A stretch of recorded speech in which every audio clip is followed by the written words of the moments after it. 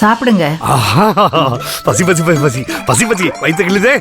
சீக்கிரம் படு சீக்கிரம். எழுந்திரியா. இப்ப சோத்துக்கு என்ன அவசரம் உனக்கு? என்னதான் இருந்தாலும் உட்கார்ந்துட்டான். சாப்பிட உட்கார்ந்தவனை எந்திரிக்க சொல்றது நல்லாவா இருக்கு? பா, மாப்பிள்ள வந்து சாப்பிடறதுக்குள்ள இந்த ஆளுக்கு என்ன அவசரம்? என்ன மலையை தூக்கி நிறுத்த போறாரே இப்போ? அதானே, கொஞ்சமாவது பொறுப்பு வேணாம்.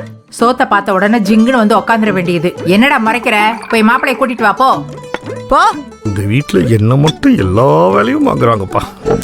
யோ, வேகமா போயா. எரை எடுத்த மலைப்பாம்பு மாதிரி உருண்டுகிட்டு இருக்க. போ.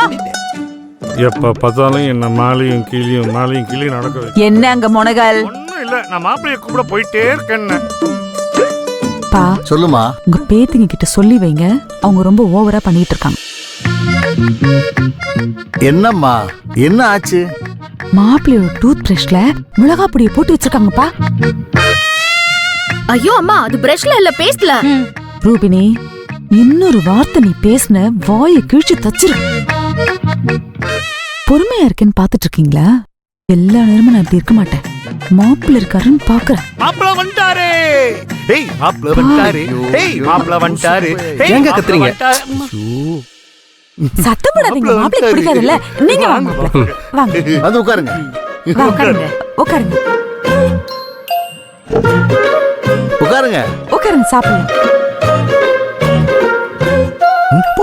மா, சாம்பார் ஊத்த. இன்னைக்கு சாம்பார் தானே ஸ்பெஷல். குடு.